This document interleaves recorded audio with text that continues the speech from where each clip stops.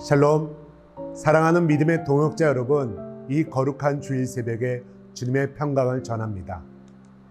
우리는 종종 스스로의 존재나 기여도를 높게 평가하면서도 막상 눈앞에 마주한 현실의 분깃이 작고 초라해 보일 때 하나님을 향해 영적인 원망과 불평을 쏟아내곤 합니다. 남들보다 더 많이 봉사하고 더 뜨겁게 기도했다고 자부하지만 당장 눈앞에 놓인 삶의 무게와 장애물이 치워지지 않을 때 밀려오는 비교의식과 박탈감은 우리의 신앙을 송두리째 흔들어 놓습니다. 오늘 본문은 우리는 큰 민족인데 왜 한 제비, 한 분깃만 주느냐며 지도자 여호수아를 찾아와 항의하는 요셉의 자손의 거친 불평과 그들을 향한 하나님의 엄중하면서도 도전적인 응답을 다룬 이야기입니다. 같이 말씀을 보도록 하겠습니다. 요셉 자손이 여호수아에게 말하여 이르되 여호와께서 지금까지 내게 복을 주심으로 내가 큰 민족이 되었거늘 당신이 나의 기업을 위하여 한 제비 한 분깃으로만 내게 주심은 어찌함이니까 하니 여호수아가 그들에게 이르되 내가 큰 민족이 되므로 에브라임 산지가 내게 너무 좁을진대 브리스 족속과 르바임 족속의 땅 삼림에 올라가서 스스로 개척하라 하니라. 요셉 자손이 이르되 그 산지는 우리에게 넉넉하지도 못하고 골짜기 땅에 거주하는 모든 가나안 족속에게는 벨스안과 그 마을들에 거주하는 자이든지 이스라엘 골짜기에 거주하는 자이든지 다 철 병거가 있나이다 하니 여호수아가 다시 요셉의 족속 곧 에브라임과 므낫세에게 말하여 이르되 너는 큰 민족이요 큰 권능이 있은즉 한 분깃만 가질 것이 아니라 그 산지도 내 것이 되리니 비록 삼림이라도 내가 개척하라 그 끝까지 내 것이 되리라. 가나안 족속이 비록 철병거를 가졌고 강할지라도 내가 능히 그를 쫓아내리라 하였더라. 이 새벽 세상 속에서 하나님의 사람으로 살아내느라 남모르게 지치고 고단한 마음을 안고 나온 여러분의 심령 위에 하나님이 예비하신 하늘의 세밀한 위로와 새 힘이 부어지기를 소망하며 오늘 본문을 두 가지 면에서 같이 살펴보고자 합니다. 첫째로 기득권의 불평을 버리고 사명의 크기를 바라보시기 바랍니다. 본문 14절에서 요셉의 자손은 여호수아에게 나와 강하게 항의합니다. 여호와께서 지금까지 내게 복을 주심으로 내가 큰 민족이 되었거늘 당신은 왜 우리에게 한 분깃만 주십니까? 그들은 자신들의 복을 받아 번성한 큰 민족이라는 영적 우월감과 기득권을 내세우고 있습니다. 그러나 정작 그 거대한 덩치에 걸맞은 영적 책임감이나 도전 정신은 찾아볼 수 없었습니다.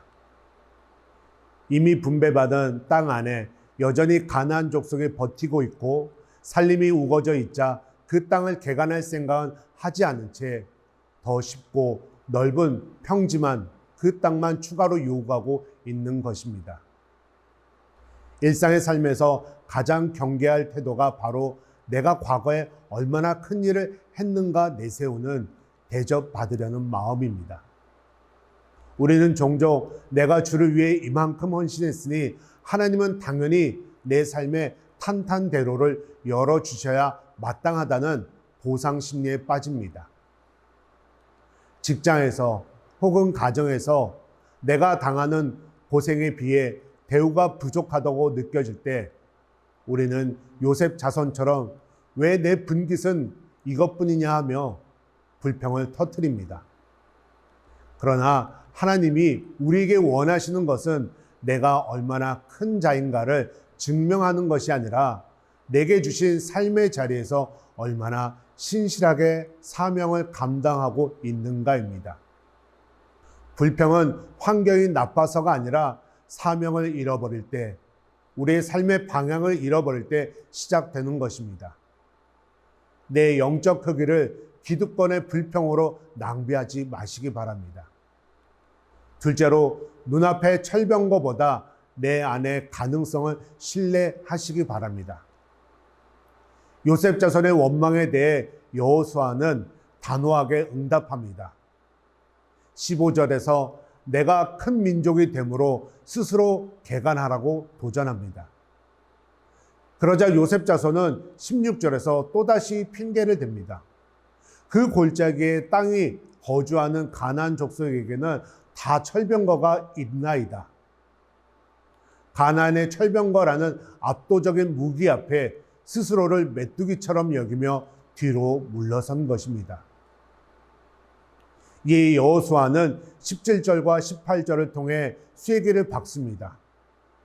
너는 큰 민족이요 큰 권능이 있은즉 그 산지도 내 것이 되리니 비록 살림일지라도 내가 개간하라.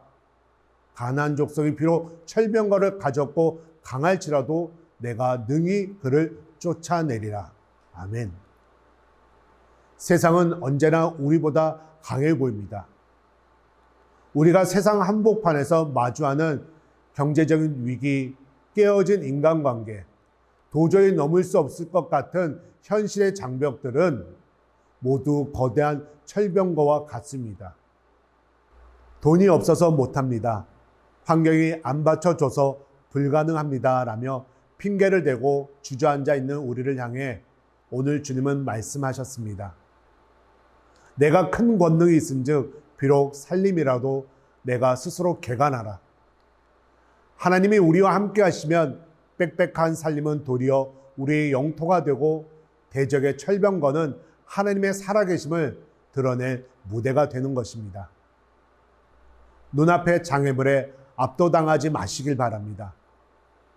내 안에 착한 일을 시작하신 성령의 능력을 신뢰하며 기도의 무릎으로 오늘이라는 산지를 향해 당당히 발걸음을 내딛으시기를 소망합니다. 결과적으로 당시 요셉 자손들이 그토록 두려워했던 가나안의 철병거와 빽빽했던 살림은 결국 믿음의 쟁기 앞에 모두 개간되어 이스라엘의 풍요로운 영토가 되었습니다.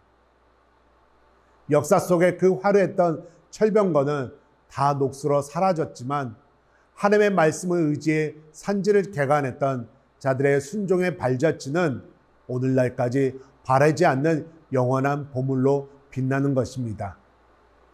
세상이 자랑하는 조건과 환경은 안개처럼 사라지지만 주님의 약속을 붙잡고 거친 현실을 일구어낸 하나님의 사람들의 땀방울은 영원히 남는 것입니다.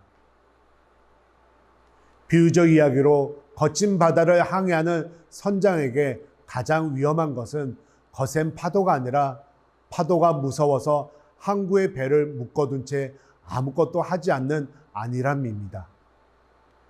배는 항구에 정박해 있을 때 가장 안전해 보이지만 그것은 배의 존재 목적이 아닙니다. 거친 파도를 뚫고 망망대해를 향해 돛을 올릴 때 비로소 배는 제 가치를 발휘하는 것입니다. 우리의 신앙도 안전한 온실 속에 머무르며 더 편한 환경만 달라고 불평하는 자리에 머물러서는 안 되는 것입니다. 철병거가 버티고 있는 척박한 현실이라는 바다를 향해 믿음의 돛을 올리고 나아갈 때 비로소 우리는 파도를 다스리는 하나님의 권능을 보게 되는 것입니다. 비록 살림이라도 내가 개간하라 명하시고 마침내 쫓아내게 하신 그 하나님이 오늘 이 새벽 기도하는 바로 여러분의 하나님이십니다. 그 주님의 손을 잡고 원망의 자리를 훌훌 털고 일어나 여러분의 삶의 자리에서 당당하게 선교적 승리를 선포하며 나아가시기를 주님의 이름으로 간절히 축원합니다. 같이 기도하겠습니다. 하나님 아버지, 이미 주님께 과분한 복과 은혜를 받았음에도 불구하고 내 마음에 들지 않는 환경을 탓하며 왜 내 분깃은 이것뿐이냐고 요셉의 자손처럼 불평했던 우리의 부끄러운 모습을 회개합니다. 세상의 철병거가 두려워 내게 주신 사명의 자리를 방치하고 더 편하고 넓은 길만 찾아 헤맸던 안일함을 용서하여 주옵소서. 이 새벽 우리 안에 역사하시는 성령의 큰 권능을 다시 한번 바라봅니다. 눈앞의 장애물 앞에 낙심하지 않게 하시고 빽빽한 살림과 같은 척박한 현실을 기도의 징계로 스스로 개간하는 영적 야성을 허락하여 주시옵소서. 오늘 하루 우리가 딛는 일터와 가정의 거친 땅마다 믿음으로 도전하여 철병거를 넉넉히 이기게 하시는 하나님의 승리를 선포하는 모든 성도들이 되게 하여 주시옵소서. 예수 그리스도의 이름으로 간절히 기도드립니다. 아멘.